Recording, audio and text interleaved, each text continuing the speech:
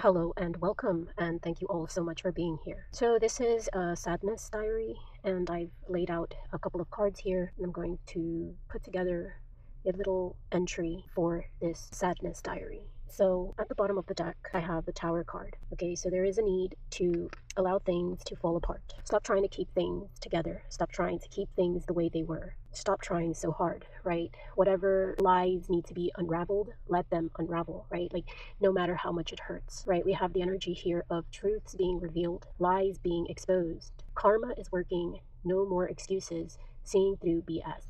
Okay, there is a phenomenon where people begin to believe things about themselves because they've been told that they are a certain something long enough, right? Like someone tells you you're depressed, or let's say you go see a psychiatrist and the psychiatrist tells you you're depressed. Well, everyone gets depressed, right? But then you stay stuck on that I'm depressed idea and you go on and on about it. And, it's just, you need to see that being depressed, like all other things, is impermanent, okay?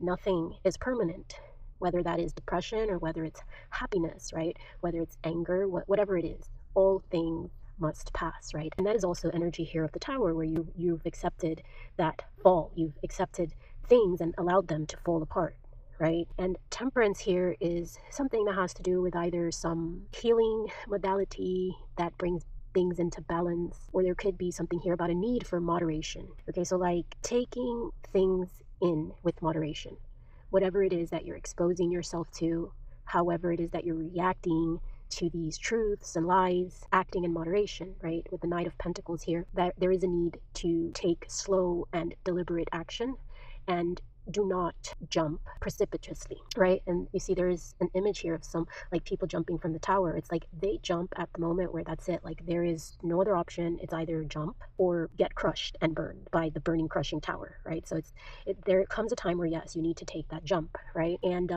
there is that energy here about karma is working, and the karma is the fruit of your actions. So how do you respond to these lies? How do you respond to these entities that you deal with that perhaps play a role in creating these tower moments, right?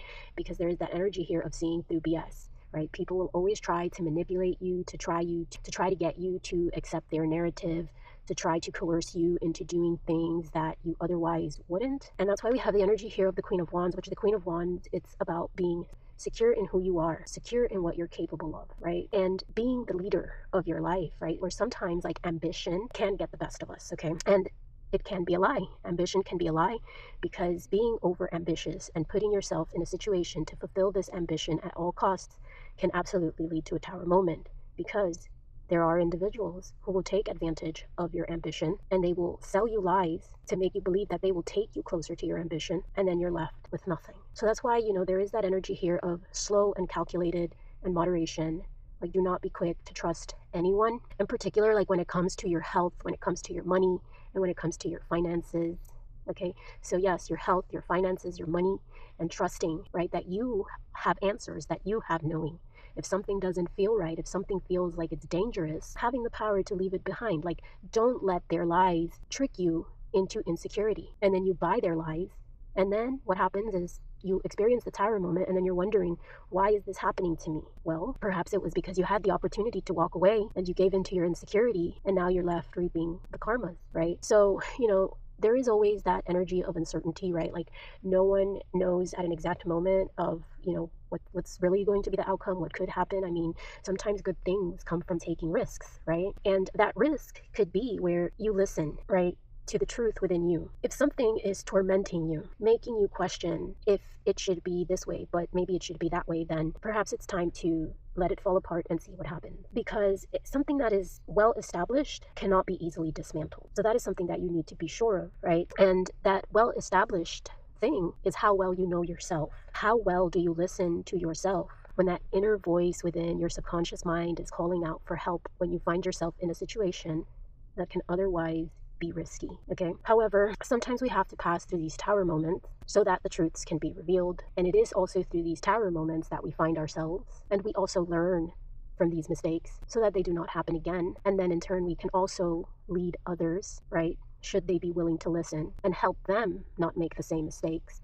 And then this also helps in clearing future karmas, right? So understanding, whatever past issues, whatever past mistakes, whatever passed, right? Like everything is impermanent. Like everything gets left behind. Everything gets washed away by time, by the cycles of time, right? Everything gets washed away by the ocean of existence. And all we have to do is just look forward, keep going straight ahead, right? And it doesn't necessarily have to be another person that's telling us lies. It could be ourselves that tells us lies. And being able to see through those lies, that everything is an illusion, right? So in those cases where you find yourself in a situation where you're not certain what you should do, what do? You listen to your intuition. And even if it doesn't turn out the way that you thought it would turn out, just know that it's not a lie. It's a truth that is being revealed. That lesson of it wasn't that, but it was this, and then next time you'll know. So the most important thing is familiarizing yourself with yourself. All things in moderation, no exaggerated ambitions. You know what I see here is, just being content with what you have,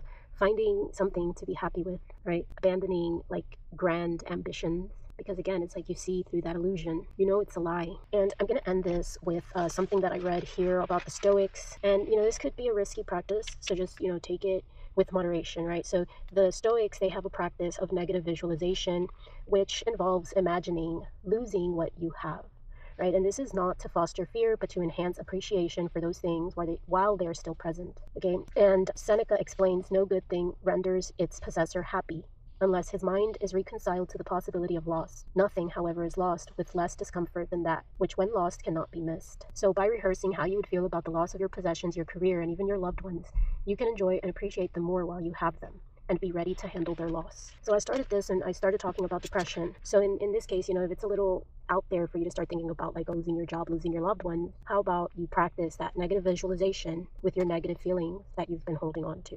If you've been holding on to depression, if you've been holding on to anxiety, if you've been holding on to catastrophizing, imagine all those things just go away, right? Even if it feels like a lie, just practice that visualization, saying goodbye to that label that you've been given of like you're depressed, you're bipolar, you're schizophrenic or whatever. Just for a moment, just imagine that label goes bye-bye. And you start practicing that and you implement it into your life with moderation and take it slow and become leader over your mind and walk away from these labels, walk away from these manipulations of the mind. Let it all fall apart.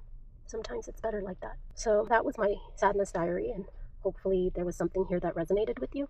And thank you again so much for being here. Goodbye.